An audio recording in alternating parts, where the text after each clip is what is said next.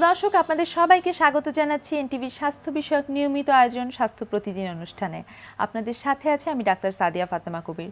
দর্শক, আমরা যে বিষয়টি নিয়ে আলোচনা করব তা হলো হাঁটু ব্যথা ও অস্থিসন্ধিজনিত সমস্যায় পিআরপির ভূমিকা। এ বিষয়ে আলোচনা করার জন্য আমাদের স্টুডিওতে উপস্থিত আছেন এ বিষয়েরই একজন বিশেষজ্ঞ চিকিৎসক।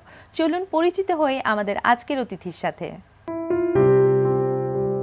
Doctor A K M. মহিউদ্দিন 1973 সালের মার্চে ঢাকা জেলায় জন্মগ্রহণ করেন। তিনি 1999 সালে ময়মনসিংহ মেডিকেল কলেজ থেকে এমবিবিএস ডিগ্রি অর্জন করেন। এরপর তিনি চিকিৎসা বিজ্ঞানে উচ্চতর এমএস ডিগ্রি লাভ করেন। বর্তমানে তিনি শিওর সেল মেডিকেল এর অর্থোপেডিক্স বিভাগের কনসালটেন্ট হিসেবে কর্মরত আছেন। স্যার, আপনাকে আমন্ত্রণ জানাচ্ছি আমাদের অনুষ্ঠানে। ধন্যবাদ। স্যার, আমাদের আজকের আলোচনার বিষয় যেহেতু হাঁটু ব্যথা ও অস্থিসন্ধিজনিত সমস্যায় পিআরপির ভূমিকা, আমি প্রথমে একটু জানতে চাইবো যে পিআরপি ব্যাপারটা সম্পর্কে। পিআরপি হলো যে মেডিকেল সায়েন্সের একটা নতুন সাবজেক্ট, রিজেনারেটিভ মেডিসিন। সেই সাবজেক্টের একটা টুলস হলো পিআরপি। পিআরপি পুরো অর্থ হলো প্লাটিলেট রিচ প্লাজমা। রক্তের অনুচক্রিকা এবং প্লাজমাকে আমরা ব্যবহার করে বিভিন্ন রোগের চিকিৎসা করে থাকি এই পিআরপির মাধ্যমে। আচ্ছা স্যার, এই যে পিআরপি নিয়ে কথা হচ্ছে, যেহেতু প্ল্যাটলেট রিচ প্লাজমা আমরা জানলাম, তো স্যার এই যে নতুন একটা শাখার আগমন ঘটেছে, তো এই শাখাটি বা এই ব্যাপারটি ঠিক কোন কোন রোগের ক্ষেত্রে আমরা অ্যাপ্লাই করছি? আসলে পিআরপি সব সাবজেক্টে, মেডিকেল সায়েন্সে যে সাবজেক্ট আছে, অর্থোপেডিক্সে কিংবা ডার্মাটোলজিতে কিংবা কার্ডিয়াক কেসে কিংবা অন্য যে কোনো সাবজেক্টে এইটার ব্যবহার করা যাবে। বেসিক্যালি আমি যেহেতু একজন অর্থোপেডিক্স কনসালটেন্ট, আমি অর্থোপেডিক্স রিলেটেড যেসব কন্ডিশনে পিআরপি ব্যবহার করি সেগুলি হলো গিয়া হাঁটু বা অস্থিসন্ধিতে যে কোনো ধরনের অস্টিওআর্থ্রাইটিস কিংবা কোনো আঘাতজনিত কারণে ক্ষয় হলে বা টেন্ডনে প্রদাহ হলে কিংবা স্পোর্টস ইনজুরিজনিত কোনো আঘাতের কারণে কোনো অসুখ হলে সেগুলিতে আমরা পিআরপি ব্যবহার করে থাকি। আচ্ছা স্যার, পিআরপির যে একটা ব্যাপার আপনি বললেন যে অস্টিওআর্থ্রাইটিস বা হাঁটুর ব্যথায় ব্যবহার করেন, ধরা যাক একজন রোগী যদি আপনার কাছে এ ধরনের সমস্যা নিয়ে আসে, তাহলে চিকিৎসার ধাপগুলো কি কি এই চিকিৎসার ক্ষেত্রে? একজন রুগী আমাদের কাছে যখন আসে হাঁটুর ব্যথা নিয়ে, আমরা প্রথমে রুগীটাকে পরীক্ষা নিরীক্ষা করে দেখি যে উনি কোন অস্টিওআর্থ্রাইটিসের বিভিন্ন ধরনের স্টেজ আছে, কোন স্টেজে আছেন তার উপর ডিপেন্ড করে আমরা তাকে চিকিৎসা দিয়ে থাকি। প্রথমে আমরা নর্মালি রুগীদের অন্য কোনো অসুখ থাকলে, যেমন ডায়াবেটিস বা অন্য কোনো ধরনের গাউট বা অন্য রিমাটয়েড এই ধরনের কোনো ডিজিজ থাকে কিনা সেগুলি আমরা অ্যাসেস করি। তারপরে তো আমরা এক্সরে বা এমআরআই করে স্টেজটা নির্ণয় করি যেটা কোন স্টেজে আছে। তারপরে আমরা রুগীকে আমাদের পরবর্তী যে চিকিৎসা পদ্ধতি সেটার সম্বন্ধে আমরা তাকে ব্রিফ করি। আমরা মূলত রুগীর শরীর থেকে রক্ত নেই, রক্ত থেকে এই পিআরপিটা সেপারেট করে সেটাকে অ্যাক্টিভেটেড করে আমরা তার প্রদাহর জায়গায় ইনজেক্ট করে দিই। আচ্ছা স্যার, এই যে বললেন রক্ত নিতে হয়, রক্ত নেয়ার পরিমাণটা কেমন? আচ্ছা, এটা ডিপেন্ড করে আমি কয়টা জোড়াতে ওনাকে এই জিনিসটা দিব বা ওনার কয়টা কন্ডিশন আছে সেই হিসাবে। প্রতি সেশনে আমরা, সাপোজ আপনার যদি হাঁটুতে প্রবলেম হয়, আমরা প্রতি সেশনের জন্য 20 ml ব্লাড লাগে। আচ্ছা স্যার, এই যে সেশনের কথা যেহেতু আসলে, এবার আমি একটু জানতে চাইবো যে একজন রোগীর ক্ষেত্রে সাধারণত কয়টি সেশন লাগে? বেসিক্যালি আমরা 4টা সেশন ব্যবহার করি একটা রুগী একটা জয়েন্টের চিকিৎসার জন্য। সেটা আমরা নর্মালি 1 সপ্তাহ পর পর একটা করে 3বার 3টা 1 মাস পরে একটা দিয়ে থাকি। আচ্ছা, সেক্ষেত্রে সর্বমোট কয়বার আপনাদের কাছে আমাদের কাছে 4বার আসতে হয়। আচ্ছা, 4বার আসতে হয়। স্যার, এই যে আপনি বললেন যে 4বার আসতে হচ্ছে, 4বার আসার পরে কি চিকিৎসা পদ্ধতি সম্পূর্ণ হয়ে যায় নাকি কিভাবে সম্পূর্ণটা হয় কিভাবে? এটা হলো যে প্রথমে আমরা প্রতি সপ্তাহে একটা করে ইনজেকশন দিয়ে রোগীকে 3 সপ্তাহে 3টা ইনজেকশন সম্পূর্ণ করি। তারপরে 1 মাস পরে আমাদের ফলো আপে আসতে হয়। তারপরে দেখি যদি পেশেন্টের কন্ডিশন ভালো আছে, আমরা লাস্টলি 1 মাস পরে যেটা টপ আপ বলি, সেই টপ আপটা নাও দিতে পারি। কিন্তু বেসিক্যালি আমরা 4টা কোর্স কমপ্লিট করি এবং রোগীকে তার জীবনযাত্রা এবং খাদ্য অভ্যাস কিছু ব্যাপারে অ্যাডভাইস দিই। মোস্ট অফ দ্য পেশেন্ট 1.5-2 বছর পর্যন্ত অসুখ থেকে ভালো থাকে। তারপর আমাদের জীবনযাত্রায় যদি কোনো ব্যাঘাত ঘটে কিংবা ক্ষয়জনিত যে সমস্যাটা, প্রতি বছর 5% করে স্বাভাবিক যে বয়সজনিত যে ক্ষয় সেটা হয়, সেটাকে আমরা প্রিভেন্ট করার জন্য প্রতি 1.5 বছর পরে করে একটা টপ আপ দিয়ে থাকি। আচ্ছা, তাহলে তো পরবর্তী পুরো জীবনব্যাপী 1.5 বছর পর পর এটা একটা করে ইনজেকশন নিতে হবে। স্যার, যেহেতু এটি একটি নতুন চিকিৎসা পদ্ধতি, তো দর্শকদের সুবিধার্থে আমি একটু জানতে চাইবো যে এটার ব্যয়বহুল বা ব্যয়ভার সম্পর্কে। আসলে এই আমরা প্রতি সেশন হিসাবে এইটার ব্যয়ের ডিপেন্ড করে। আমরা নর্মালি প্রতি সেশন 19,000 টাকা করে খরচ পড়ে। আচ্ছা, তাহলে সেটা মোটামুটি সাধ্যের আপনার মধ্যে। যতগুলি জয়েন্টই হোক একই খরচ। আচ্ছা, একই খরচ। স্যার, একটু আমি জানতে চাইবো যে আপনি বলেছেন যে রোগীদের ক্ষেত্রে প্রথমে কিছু পরীক্ষা নিরীক্ষা করে আপনারা মানে ডিফাইন করেন যে কোন ক্ষেত্রে আপনারা করবেন। তো স্যার একটু মানে যদি আমাদের বিস্তারিত বলতেন যে কোন কোন রোগীর ক্ষেত্রে আপনারা ঠিক পিআরপি কে বেছে নিচ্ছেন। আচ্ছা, আমরা বেসিক্যালি আপনার অস্টিওআর্থ্রাইটিসের যদি স্টেজ 1, 2, 3 হয়, ইভেন আমরা যদি অ্যাডভান্স স্টেজও হয়, সেক্ষেত্রে আমরা পিআরপি ব্যবহার করে থাকি। এছাড়া আমাদের আরেকটা টুলস স্টেম সেল, সেটা আমরা ভবিষ্যতের জন্য রেখে দিই। আমরা মোস্টলি অস্টিওআর্থ্রাইটিসের বাইরেও যে কোনো টেন্ডনে ইনজুরি কিংবা এভিএন কিংবা বিভিন্ন ধরনের লিগামেন্টে যেসব প্রবলেম হয়, মিনিসকাস ইনজুরি, সেক্ষেত্রেও আমরা পিআরপি ব্যবহার করে থাকি। স্যার, পিআরপির চিকিৎসা পদ্ধতিতে বয়স সীমার কোনো ব্যাপার আছে কিনা? আসলে আমরা এটাতে যেটা ব্যবহার করি, বডির হিলিং মেকানিজমটাকে ব্যবহার করি। বয়সের সাথে সাথে হিলিং মেকানিজমটা কমে যায়, কিন্তু আমাদের এই পদ্ধতিতে বয়স্ক যে কোনো বয়সী লোককে এই পদ্ধতি চিকিৎসা করা যায়। অনেক সময় দেখা যায় দর্শকদের মধ্যে বা রোগীদের মধ্যে একটা ভ্রান্ত ধারণা কাজ করে যে যেহেতু বয়স হয়ে গিয়েছে হয়তো অপারেশন ছাড়া আর কোনো গতি নেই বা অপারেশন করার মতো অবস্থায় সে নেই, তো সেই ক্ষেত্রে দেখা যায় যে ব্যথাই ভুগতে থাকে। এই ধরনের রোগীদের ক্ষেত্রে আপনি কি বলবেন? বেসিক্যালি এই অস্টিওআর্থ্রাইটিসে পিআরপির ব্যবহারটা আসলে বয়স্ক মানুষেরই সবচেয়ে বেশি ব্যবহার হয়, যারা হাঁটুর এমন অবস্থায় চলে যায় যে অপারেশন বা ব্যথার ওষুধ ছাড়া চলতে পারেন না, কিংবা কারো কিডনিতে প্রবলেম আছে কিংবা ডায়াবেটিস আছে, ব্যথার ওষুধের পার্শ্ব প্রতিক্রিয়া আছে, তাদের জন্য এই পিআরপি হলো সবচেয়ে সেফ জোনে আছে। আর যেটা হলো এটার কোনো পার্শ্ব প্রতিক্রিয়া নেই, আর এটা যে কোনো বয়সের মানুষকেই তার এই রোগের জন্য ব্যবহার করা যাবে। আচ্ছা স্যার, এই পিআরপি চিকিৎসায় কি এমন কোনো ব্যাপার আছে যে এই ধরনের রোগ থাকলে তাকে পিআরপি দেয়া যাবে না বা কন্ট্রাইন্ডিকেশন আমরা যেটা বলে থাকি, তেমন কিছু কি আছে? আসলে পিআরপি আপনার যে কোনো রোগীকে ব্যবহার করা যাবে। নর্মালি আমরা যেই কারণেগুলিতে আগে দেখে নিই, যেমন কারো যদি রিমাটিজম বা অনেক ধরনের বাত আছে যেখানে ব্লাডের মধ্যে ইএসআর বা সিআরপি অনেক বেশি থাকে, সেক্ষেত্রে আমরা সেটাকে স্বাভাবিক মাত্রায় নিয়ে আসার পরে পিআরপি ব্যবহার করি। এছাড়া এটার যদি কোনো রোগীর যে জায়গায় আমি দিব সেখানে যদি কোনো অ্যাক্টিভ ইনফেকশন থাকে, সেক্ষেত্রে আমরা ইনফেকশন ভালো হওয়ার পরে এটা ব্যবহার করি। স্যার, একটু জানতে চাইবো যে এই যে নতুন একটা চিকিৎসা পদ্ধতি আমাদের চিকিৎসা বিজ্ঞানে যুক্ত হলো, এর প্রয়োজনীয়তাটা আসলে কেন ছিল, বা এটার সাথে যে বর্তমান প্রচলিত যে চিকিৎসা পদ্ধতি তার কি পার্থক্য আছে? বেসিক্যালি প্রচলিত যে চিকিৎসা পদ্ধতি আছে সেটাতে আমরা রোগীকে ব্যথার ওষুধ দিই, কোনো ক্ষেত্রে আমরা স্টেরয়েড ইনজেকশন করি, কিংবা আরেকটা আর্টিফিশিয়াল জেল আছে যেটা হাইলুরোনিক অ্যাসিড নামে পরিচিত। তো এই সবগুলি জিনিসের অনেকগুলি পার্শ্ব প্রতিক্রিয়া রয়েছে। যেমন ব্যথার ওষুধ খেলে আপনার কিডনিতে প্রবলেম হয়, যিনি যারা ডায়াবেটিস থাকেন, ডায়াবেটিসের কারণে এমনি কিডনিতে প্রবলেম হয়, সাথে যদি ব্যথার ওষুধ খায় সেক্ষেত্রে কিডনিতে প্রবলেম হতে পারে, হ্যাঁ, লিভারে প্রবলেম হতে পারে, আর এছাড়া কার্ডিয়াক প্রবলেম হতে পারে। তো প্রচলিত চিকিৎসা পদ্ধতি থেকে বের হয়ে আসার জন্য একটা জায়গা আমাদের দরকার ছিল, যেটা কোনো পার্শ্ব প্রতিক্রিয়া নেই, শরীরের নিজস্ব কোষ থেকে আমি আমার যে ইনজুরি জায়গাটা সেটা যদি আমি রিজেনারেট করতে পারি, সেই জায়গাটাই পিআরপি করে দিয়েছে। এটি আমাদের চিকিৎসা বিজ্ঞানের একটা নতুন ধাপ তৈরি করেছে, যে আমরা কোনো মেডিসিন বা সার্জারি ছাড়াই আমরা রোগীর চিকিৎসা করতে পারবো। আচ্ছা স্যার, পিআরপির যে নতুন একটা চিকিৎসা পদ্ধতি এসেছে, এটা কি সরকারিভাবেও দেয়া হচ্ছে নাকি শুধু বেসরকারিভাবেই পাচ্ছে? আমরা বাংলাদেশে প্রথম এটা শুরু করেছি। এখন আমি দেখেছি যে বাংলাদেশে সরকারি অনেক হাসপাতালে ওনারা শুরু করেছেন। ভবিষ্যতে আমি মনে করি যে আমাদের এখানে যে সব অর্থোপেডিক্সের ডক্টর বা রিমোটোলজিস্ট কিংবা অন্য ডার্মাটোলজিস্টরা তারা এটা ব্যবহার শুরু করেছে এবং এটা সবাই প্র্যাকটিস করবেন।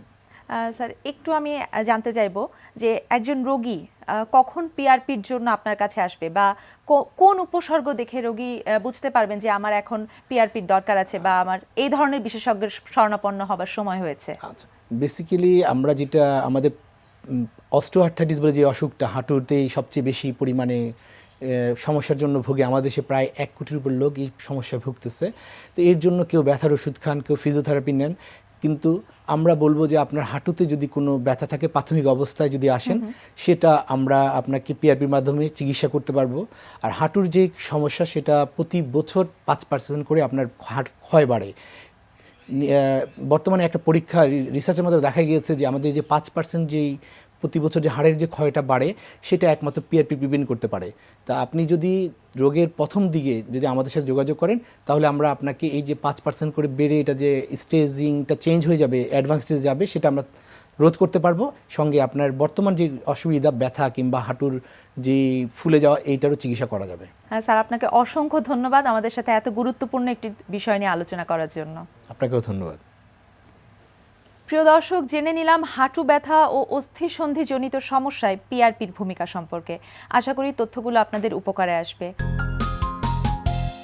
লোয়ার ব্যাকের পেনটাকে রিলিফ করার জন্য আমরা আজকে দেখাবো আপনার 6 মুভমেন্টস। তবে খেয়াল রাখবেন যে আগের সিকোয়েন্স অনুযায়ী কিন্তু আপনাকে করতে হবে। বারবারই বলছি, যদি সিকোয়েন্স প্রপারলি না হয় একটা মুভমেন্টের মাধ্যমে আপনার কোনো কিছুই হবে না, কারণ ইটস এ টোটাল সিস্টেম, যে একটার পর একটা কেন হচ্ছে, মানে যেটা আমরা বলি how to communicate with your body. ওই কমিউনিকেশন যদি প্রপার হয় সিকোয়েন্স অনুযায়ী, তাহলে আপনার পেনটা রিলিফ হবে। আর তা না হলে just it will become an exercise. এক্সারসাইজের বেনিফিট পাবেন, অন্য বেনিফিট পাবেন, কিন্তু লোয়ার ব্যাকের যে পেনটা রিলিফ করার জন্য কোনো বেনিফিট আপনি পাবেন না। তো এখন দেখুন যে 6 নম্বর এক্সারসাইজটা আমরা কীভাবে করছি। এই 6 নম্বর এক্সারসাইজটা এর আগে সিকোয়েন্সে ছিল, কিন্তু এখানে পার্থক্য হচ্ছে এখানে মুভমেন্টও থাকবে, এর সাথে একটা স্ট্যাটিক মুভমেন্ট থাকবে। মানে আমরা আগে বলেছিলাম যে প্রত্যেকটা হবে মানে রিপিটেশন অনুযায়ী, যে মানে কন্টিনিউয়াস মোশন। এখানে থাকবে কন্টিনিউয়াস মোশন করতে করতে একটা জায়গায় গিয়ে আপনার স্ট্যাটিক থাকতে হবে। আসলে স্ট্যাটিকটা থাকার মানে রিজন হচ্ছে all the tension will go out from the spine. এই স্পাইনটা থেকে সব টেনশন রিলিফ করার জন্য এই মুভমেন্টটা করতে হবে 6 নম্বরে এসে। এবং তারগুলো অনেকগুলো আছে, অনেকগুলো মানে কারণও আছে কেন 6 নম্বরে গিয়ে আমরা করছি। কারণ 5টা এক্সারসাইজ করতে করতে কিছুটা টেনশন আপনার ওখানে অ্যাকুমুলেট করে, ওই টেনশন অ্যাকুমুলেটটাকে রিলিজ করার জন্য এই মুভমেন্টটা করলে ওই জায়গাটা একটু রিলিফ হয়ে যাবে এবং ইট উইল বিকাম মোর রিল্যাক্স। কারণ 6 নম্বরের পর আরও কিছু কমপ্লিকেটেড এক্সারসাইজগুলো আসবে। ওই এক্সারসাইজগুলোর জন্য যাতে আপনি রেডি থাকেন, এই জন্য এটা করতে হবে অলওয়েজ। মাঝখানে এটা হচ্ছে মাস্ট, এটা করতে হবে। এখন দেখুন আমরা কীভাবে এক্সারসাইজটা করছি। ওকে সাইমন, ওকে এর আগে আমরা যেটা করেছিলাম যে অর্ধকুর্মাসন, মডিফাইড অর্ধকুর্মাসন, সেম মুভমেন্ট। ওকে এখন দেখুন যে কীভাবে করছে সে। ওকে গো। আগে আমরা দেখেছিলাম সেম মুভমেন্ট, এর সঙ্গে এটা রিপিট করার খুব একটা প্রয়োজন করছে না। যে ব্রিদিং প্যাটার্নটা আপনাদের নিশ্চয়ই খেয়াল আছে। Breathe in, breathe out. যখন ব্রিদ আউট করছে একটু টিল্ট হচ্ছে পেলভিসটা। ব্রিদ আউটের সময় অলওয়েজ পেলভিসটাকে আপনি যদি টিল্ট করতে থাকেন, তাহলে আপনার স্পাইনের কার্ভেচার হবে। It's all depend on the breathing. Yes, it's go down. Yes. এখন এইখানে যেটা হবে, যখনই সে নিচে চলে যাবে, নাও এইখানে সে রয়ে যাবে, এবং দিস ইজ অনলি ডিফারেন্স। এইখানে গিয়ে সে 30 সেকেন্ড তাকে স্টে করতে হবে। এবং জানেন যে আমরা বলেছি এখানে কিন্তু যখন স্টে করবে মাসেলে কোনো টেনশন রাখা যাবে না, রিল্যাক্স হয়ে থাকবে। যখন রিল্যাক্স হয়ে যাবে, all the tension will go out from the spine, এবং all the relaxation will follow the whole body. তাহলে স্পাইনের সাথে আপনার লিম্বসগুলোর মুভমেন্ট যখন কমিউনিকেট হবে, you will feel more better. Yes, this is the 6 movements. Okay একটা জিনিস অনেকে হয়তো একটু কোয়েশ্চেন থাকতে পারে, যে আমরা লোয়ার ব্যাক যখন করছি, তো ওয়াই আমরা সবসময় পেলভিসের কথা বারবার কেন বলছি? কারণ সবাই তো ফোকাস থাকে শুধু লোয়ার ব্যাক নিয়ে। পেলভিসের রিজনটা হচ্ছে আপনি খেয়াল করবেন, যাদের লোয়ার ব্যাক ইনজুরি থাকে, খুব অ্যাডভান্স যদি থাকে, লোয়ার ব্যাক যদি কোনো সমস্যা থেকে থাকে, এটা কিন্তু অ্যাডভান্স হয়ে এখান থেকে সামনের দিকে চলে যায়। তার মানে কি, এটা কিন্তু ফলো করছে আসলে এখানে যে আমাদের একটা হিডেন মাসল থাকে, সোয়াস মাসল থাকে, এই মাসলটাকে কিন্তু অলরেডি হিট করে। এবং এই মাসলটা তখনই হিটেড হয়, আমাদের পিছে কিছু স্ট্যাবিলাইজার মাসল থাকে স্পাইনের পাশে, ইরেক্টর স্পাইন বলে। ওই মাসলটা প্রথমে উইক হবে। ওই মাসলটা যখন উইক হয়, তখন দ্য প্রেশার কামস হিয়ার। নার্ভে তো প্রেশার দিচ্ছেই, এই সবাই নার্ভ নিয়ে খুব থাকে, মানে চিন্তিত থাকে। নোবডি এই মাসলটা নিয়ে কিন্তু কেউই থাকে না। কিন্তু এই মাসল যখন উইক হয়, তখন পুরো নার্ভ থেকে প্রেশারটা বেশি ফিল হয়। তখন আস্তে আস্তে শুটিং পেইন যায় পায়ের দিকে। আস্তে আস্তে অ্যাডভান্স হতে it will go to the নিজ, দেন অনেক সময় দেখা যায় তো পা পর্যন্ত চলে যায়, ফিট পর্যন্ত চলে যায়। এই জন্য pelvis movement is very very essential. যদি পেলভিস মুভমেন্ট যদি প্রপারলি না হয়, তাহলে হবে না। আমরা পরবর্তী এক্সারসাইজ শুধু পেলভিস মুভ করাবো না, আমরা abductors muscle, adductor muscle, gluteus maximus, প্রত্যেকটা মাসল কীভাবে মুভমেন্ট করে আপনার স্পাইনটাকে স্ট্যাবিলাইজ করা যায় এবং ফ্লেক্সিবল করা যায়, সেগুলো আমরা আস্তে আস্তে করব।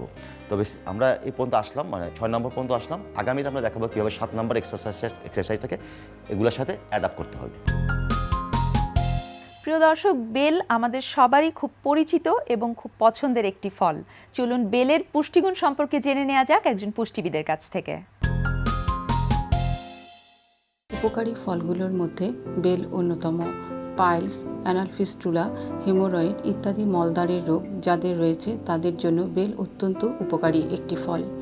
এই ফলগুলো অনেক কাজেও ব্যবহৃত হয়ে থাকে, কিন্তু এই বেল বলতে ছোট আকারের কদবেল নয়, বড় আকারের বেলকেই বোঝানো হয়।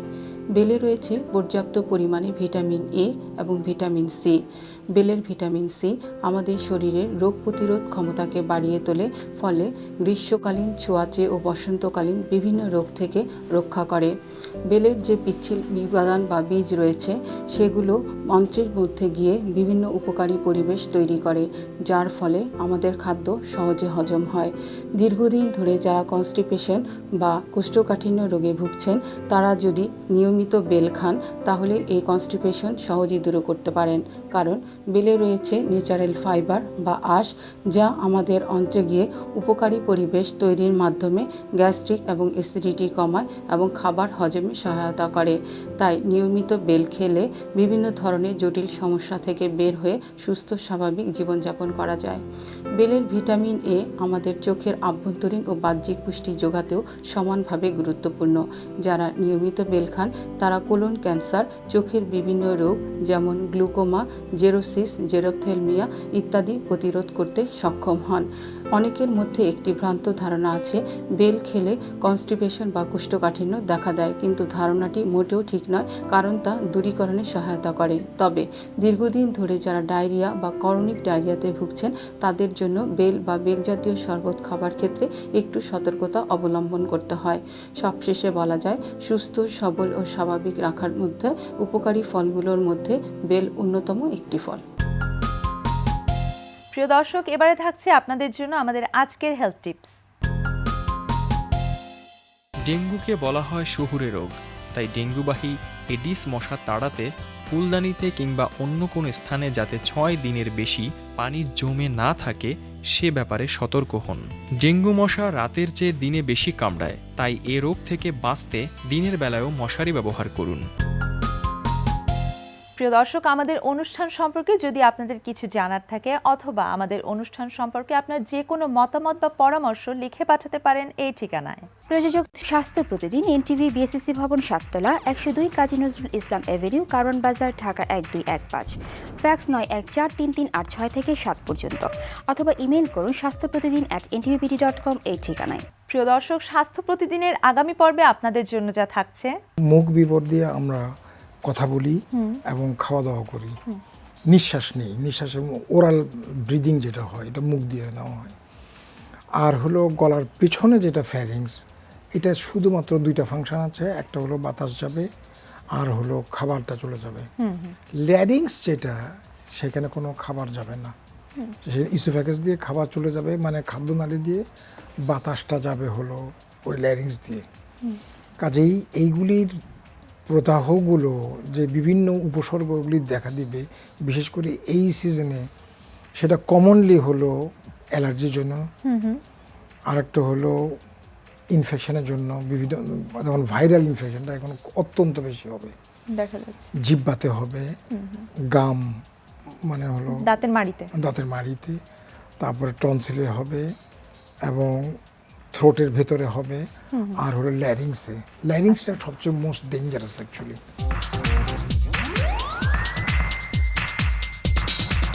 প্রিয় দর্শক, বিশ্বের যে কোনো প্রান্ত থেকে যে কোনো সময় আপনার প্রিয় স্বাস্থ্য প্রতিদিন অনুষ্ঠান দেখতে ভিজিট করুন আমাদের পূর্ণাঙ্গ ওয়েব পোর্টাল www.ntvpt.com। দর্শক, আজ এ পর্যন্তই। সবাই ভালো থাকুন, সুস্থ থাকুন, এনটিভির সাথেই থাকুন।